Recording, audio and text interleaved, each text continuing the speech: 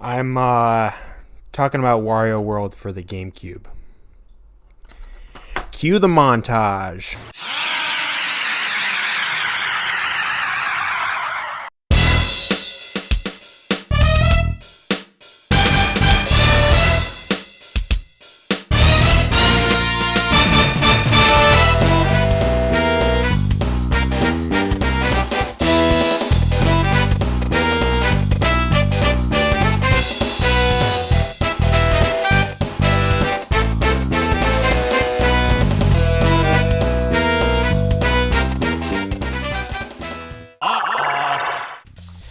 Wario World for the GameCube.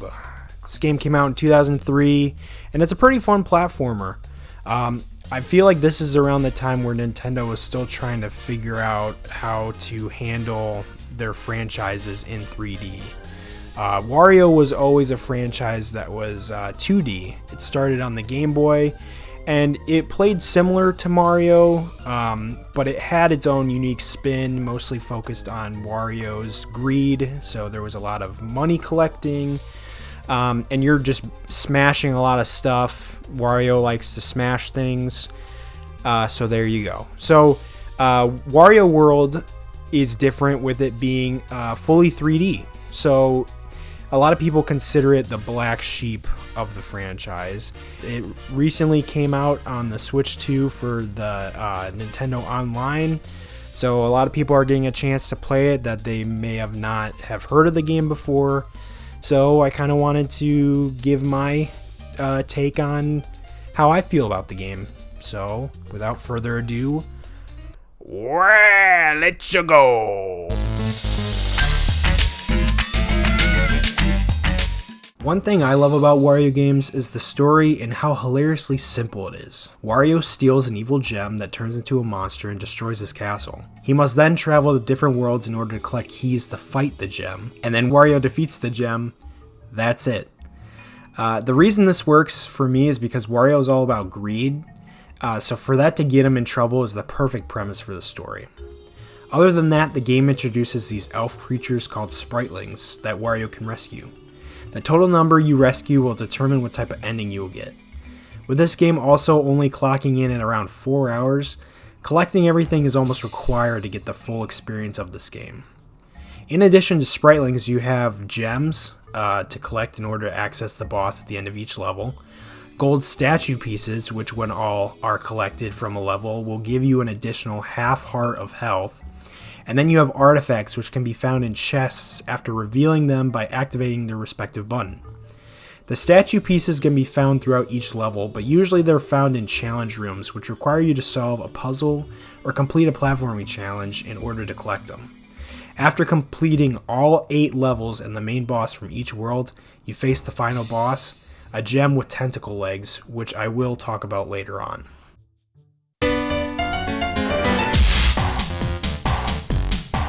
Well, I hope you like being the out of enemies, because that is the main gimmick of this game. Punch, throw, pile drive, slam, and spin your enemies into oblivion. There's one thing this game does right, it's making the combat feel satisfying. I never thought I would enjoy beating up the same enemies over and over again, but it just feels so fun to perform all of Wario's moves. These moves are also required to traverse the environment, like spinning enemies to open doors, throwing enemies at objects, or slamming enemies into the ground to use them as platforms. The game rewards you for how many enemies you defeat by giving you coins at the end of each level. The combat isn't perfect, however, and there are times where even the satisfying combat can become a little repetitive, especially during the sections of the game that block you from progressing until you defeat a certain amount of enemies. Even with that though, the developers did a great job making you feel like Wario, an unstoppable tank of a man that won't let anything get between him and his treasure.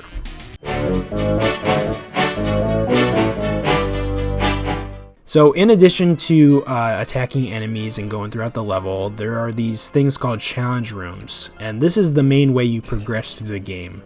Each challenge room has a gem to collect and usually a statue piece as well. Some of these can be a complete pain, especially towards the later half of the game. But overall, I think they're a fun addition, and it's exciting to explore the world and see the glow coming from a challenge door, meaning that you haven't collected everything in there.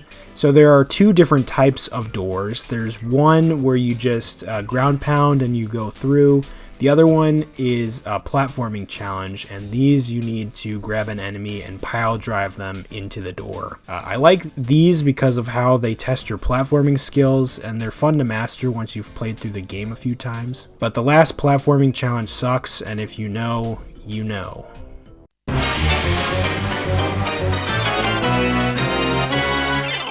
I invite you to imagine yourself 10 years old playing this game for the first time. You're having fun playing through the colorful worlds as Wario, punching a bunch of silly enemies, and then you come across this. And this. And this.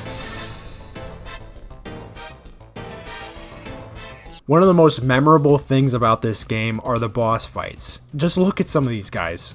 Ignoring the unusual nature of these bosses, Wario World combat fits perfectly during these parts of the game. I never get tired of punching the bosses or finding their weak points, and then slamming them into the ground. And each one is unique and requires certain methods to reveal their weak points. One of my favorites is the clown around boss, where you need to jump on the clown's spinning ball in order to travel between the two platforms while avoiding his exploding heads. And then one of the first bosses, Dino Mighty, which is, I kid you not, a giant lady lizard that has a long tail you grab onto in order to slam down on its head. The bosses are usually pretty easy, but they do require you to pay attention and look for openings.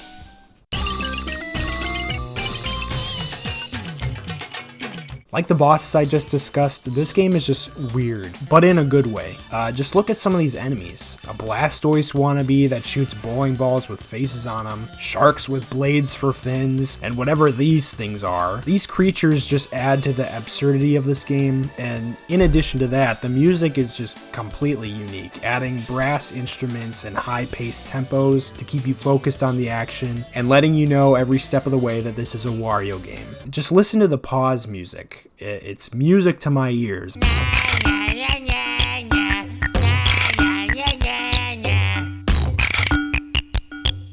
And then something interesting with this game is while you're going through the levels, you can actually fall down pits or fall off of the stage. And this will send you to this like weird hellscape with a bunch of horned looking ghosts, and you have to punch through boxes to get to the spring to get out of there. And just saying that out loud is just crazy, but it's fun because the whole point with the game is that you're trying to collect a bunch of money, and so if you die, you don't actually lose any lives, you just lose money.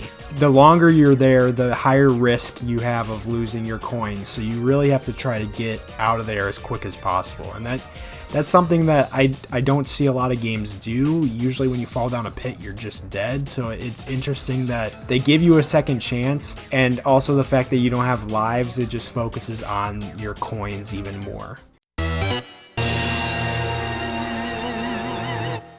With all that being said, this game is really fun. I do enjoy it, but unfortunately the weakest part of the game is probably the final boss for me.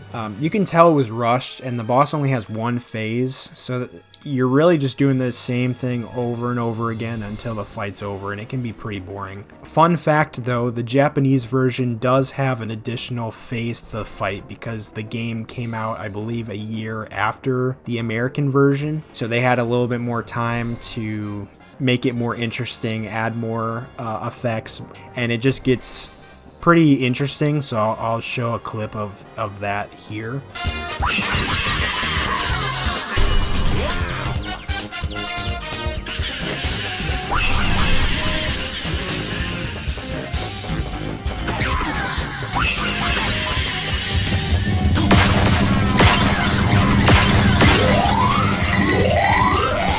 But the main problem I have is just how long the fight takes and the countless moments you're just waiting for things to happen, which thankfully the other bosses don't really have that issue, but it can really put a damper on an exciting boss fight if you're just waiting for the boss to attack or to give you the thing that you need in order to attack the boss. But with the cut sections of the fight, it just leaves the boss feeling unfinished and unfun. Plus, you're telling me when we get all the fun boss designs, this is the design that they end on for the final boss. It is just a giant gem with a single eye and tentacle legs, you know, which is interesting, but with all the other bosses I've shown you in this video, like, this is what their final boss looks like. It just seems like missed potential. Like, if it's gonna be a final boss to this game, I want it to be as weird and as outlandish as the other bosses in the game. Like the first boss I mentioned, Dino Mighty, is more visually unique to me than the gem with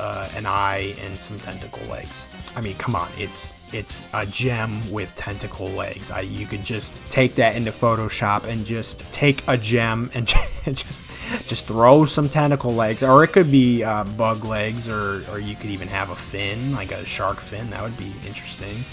But yeah, so little disappointing with the end of the game, but thankfully it doesn't take away from the overall experience that much.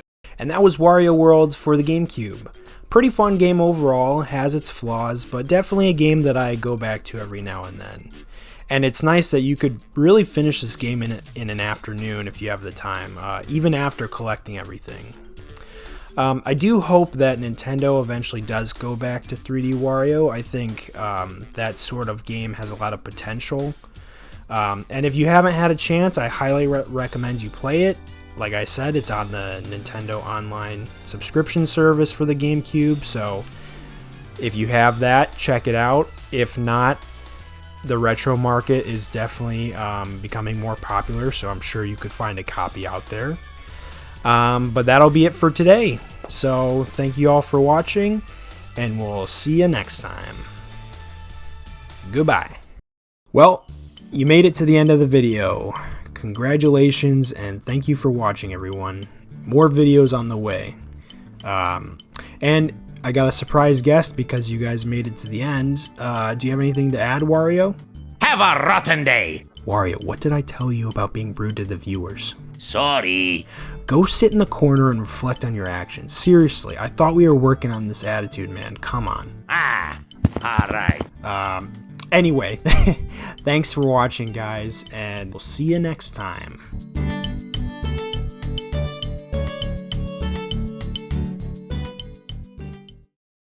This game has a designated button to use Wario as a vacuum and eat coins. I rest my case.